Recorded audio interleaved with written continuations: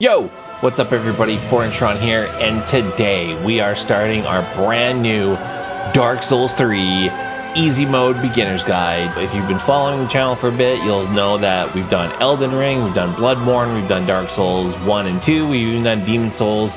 Now we're progressing with the series and we're finally going to dive into Dark Souls 3. We'll be doing both DLCs, which is Ashes of Ariandel and also the Ringed City DLC. So let's get into it.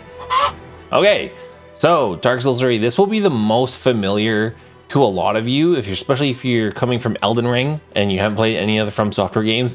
Dark Souls 3 is very, very, very reminiscent of Elden Ring. Elden Ring is Dark Souls 3 with a lot of enhancements in a lot of ways. So this game will be very comfortable to you. So we're going to start a new game. Great opening cinematic. I really love the opening cinematics of these games, and I was kind of disappointed with Elden Ring that they didn't have an opening cinematic, and it was just like kind of like old Demon Souls days with like the slideshow.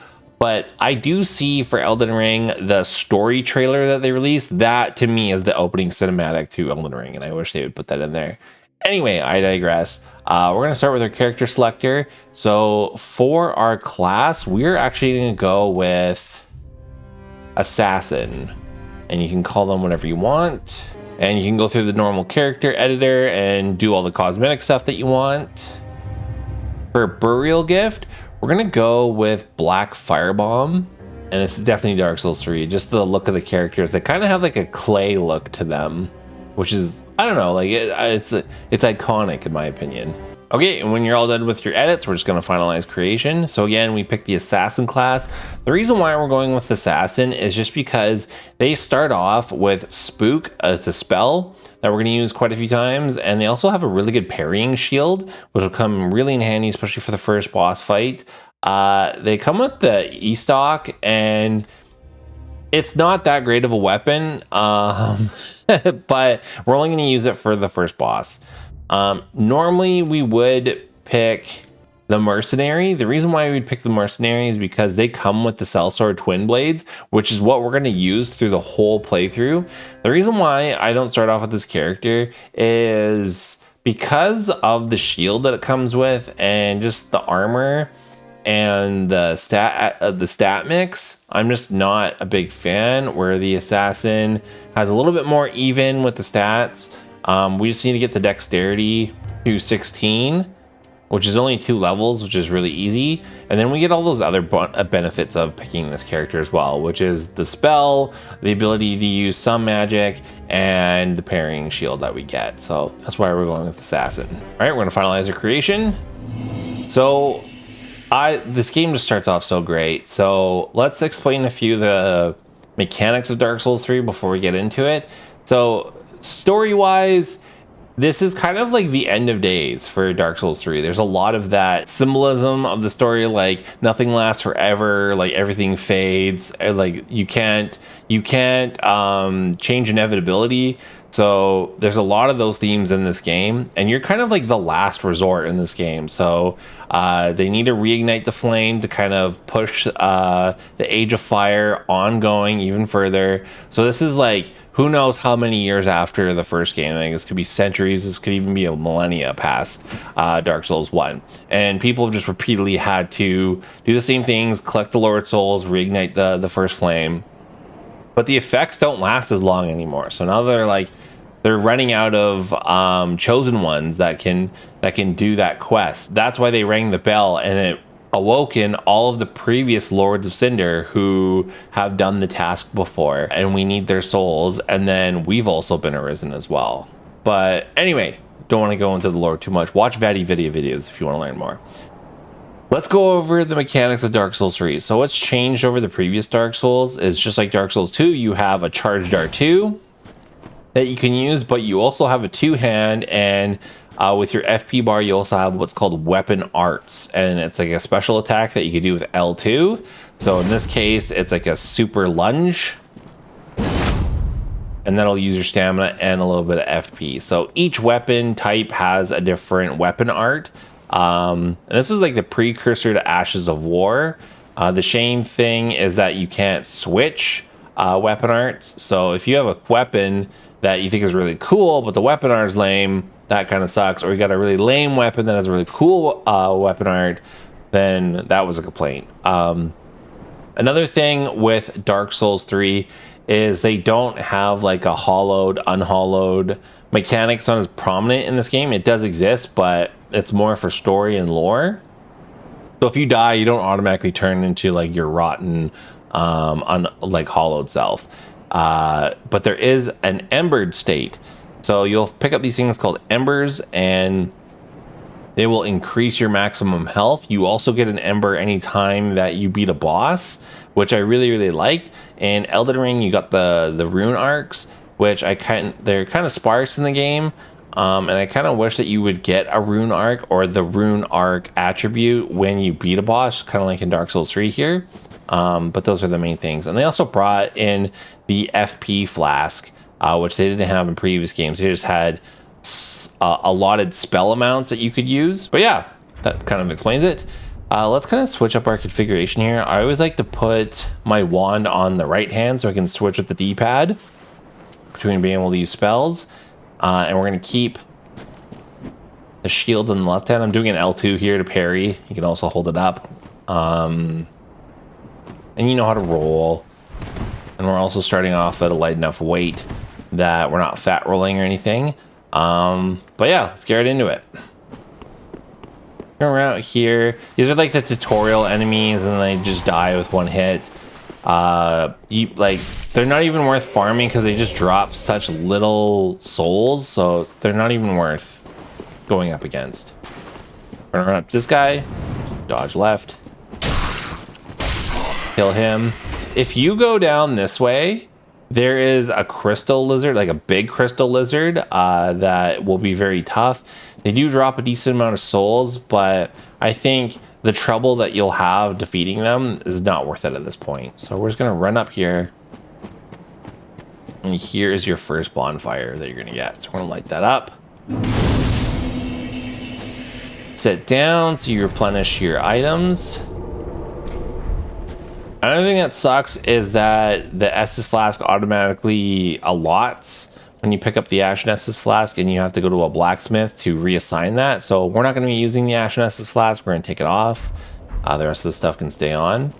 So this is the path that we're going to go. We're going to run past that enemy there, and we're going to do a jump. So remember, jump in this game is L3 while running. So L3 causes you to jump. And we are going to run past that enemy and jump right off the ledge there. So I'll put an arrow to it right there. But let's go. So just hold on to the run button, alley-oop that bitch, jump with L3, and we jumped on top of here, which gives us a Titanite shard. This guy's gonna drop down. Just kill him. Okay, you're gonna walk to this edge. There's a dude right below here, so just do a drop down attack. Kill him. Run over here. This guy's gonna shoot. Just dodge at the last second. You can kill him. And in here is the boss. Normally, I would say save Scum right here, but you don't need to. Like, you're so close to the bonfire. This is going to be the plan of attack for this boss. So you got to run up to it, and you got to take a sword out of it, and then the boss battle will begin. So what we're going to do is we are going to take the sword out, and we're going to just R1 spam until our stamina is right near the end. So we're going to go 1, 2, 3, 4, and a little bit is left so we can dodge or roll out of the way. You want to lock on with R3, and that way you've got good focus on the boss. So this boss is easily parryable. So remember, a parry is whenever the enemy is on the way down from an upswing. So if they swing up and then they're on their way down, that's when you press L2. And especially with this shield, it's very forgiving with the parry timing. So we're going to do as many parries as possible and then just punish this boss. You could even throw some black fire bombs at it, but keep at least one. Do not throw them all away. So maybe do a save Scum here, and then that way you don't blow through all your black fire bombs. So save Scum. I'm not going to. I'm just going to go for the boss. So let's do it. So let's pull the sword out. Okay, and then 1, 2, 3, 4. Get a lock on. Get your stamina back. Hit him one more time. Let's bait out an attack. Parry. It's too easy. Get one attack. Get another parry.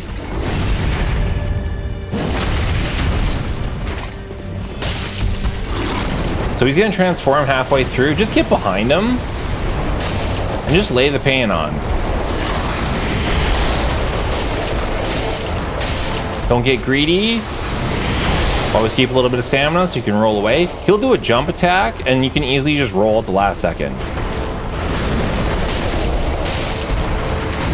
So jump, roll, easy.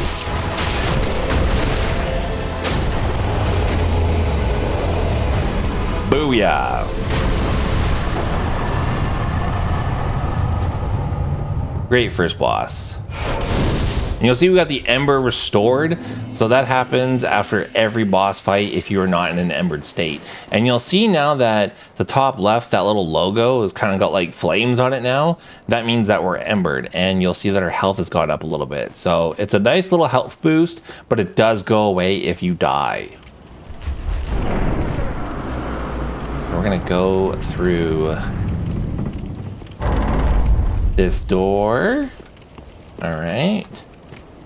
Ignore that item. It's bullshit. You don't need it.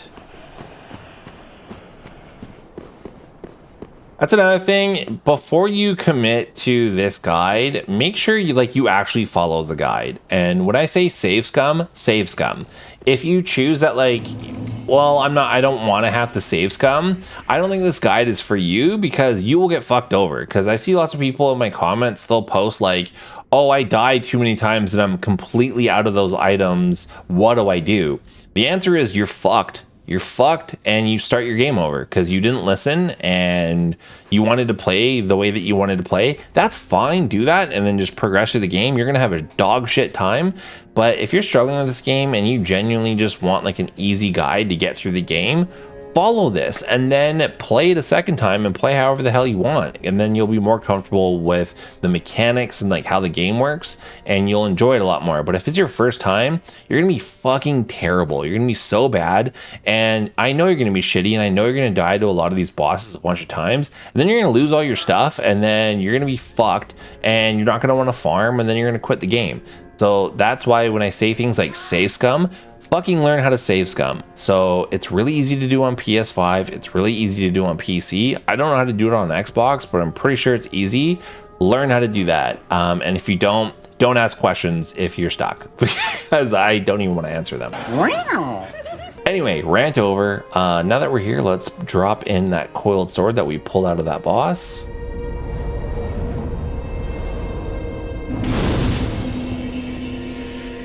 And normally I would say take those souls and level up, but we're not going to do that. We're going to buy a few items. Talk to this merchant right here.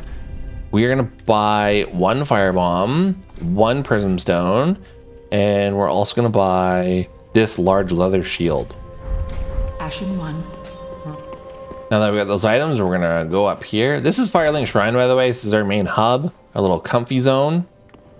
This is FromSoftware trope. This is like this deserted dude, and he's just that guy that's just like, the world's gonna end, who cares, who gives a shit, don't even try. That typical character. We're gonna go up and up the steps. We're gonna go outside here, and we're gonna go to this tree right here. And this is a skip that's in the game that they didn't patch out, and I love that FromSoftware didn't. So what we're gonna do is we're gonna pick an angle, and we're gonna run and jump off this tree onto this roof. I find if you line yourself up with this branch right here, like this tree trunk branch, or I don't know what you'd call that, stem, I don't know. Right here, we're kind of gonna run and jump and then move our joystick to the right a little bit. So we're gonna run, jump, and then point the joystick to the right. Let's see if we get this on our first try. Oh, I should uninstall my game. I don't deserve to play Dark Souls 3 if I can't do this in one jump. There we go. Boom. Get up here, get yourself some homeward bones. Awesome to have this early in the game. You can see where we came from up here, so very, very cool. And that's Lothric Castle that we're gonna be heading out to. So we're gonna go in here Go in this room, go up this pillar, and up here is Sparkly the Crow.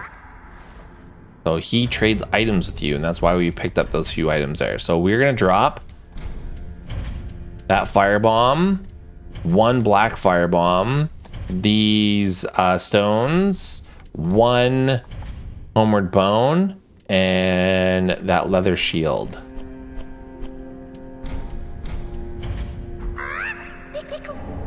Now pick up all this cool stuff that we got. We got a twinkly titanite and some regular titanite. We're golden. Okay, and then up here is also an Estus shard. And then the best thing that's up here, we're gonna go over here, roll or use your sword, visible wall, go to the end, drop down.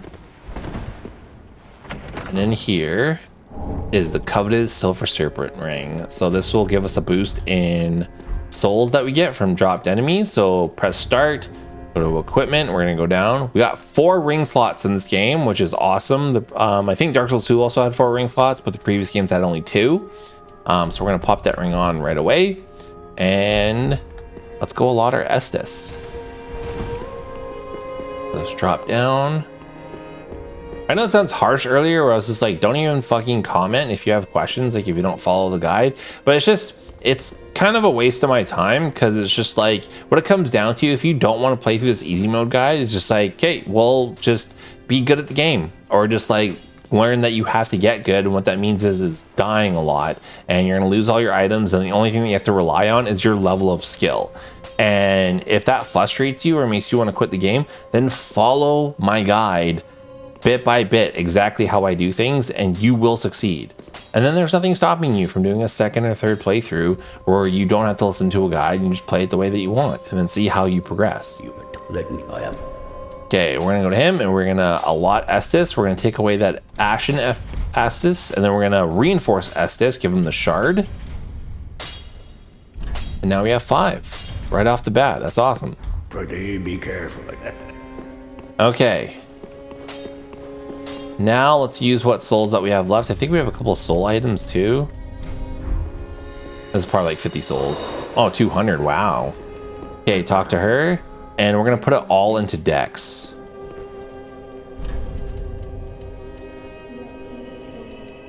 And yeah, we can only go 2 levels. Perfect. Farewell, me. All right, so now that after we've done that, we can go to the bonfire, and we're going to travel, and we're going to go to High Wall of Lothric, the only place that we can go. Nice. And then we're at our first starting area. This was a complaint of some hardcore fans, because it's not like Dark Souls 1 where everything is like interconnected and you have to like walk to your first area. This game just starts you right off the rip with fast travel, but the game has a lot of differences that I like, and I don't know, like walking around was cool for Dark Souls 1, but I'm glad that they didn't just like keep repeating that shtick. So I'm a fan. But that's a good place to end it here. So we went through our first episode. So congratulations on starting Dark Souls 3. Again, I reiterated the importance of learning how to save Scum and make sure that you know how to save Scum before you progress with this easy mode guide. We also got our first Estus Flask shard. We also got coveted silver serpent ring, so we get more souls when souls drop. We beat our first tutorial boss, which is Udex Gundyr. And yeah, we're just gonna mow along. So I hope to see you in the next one.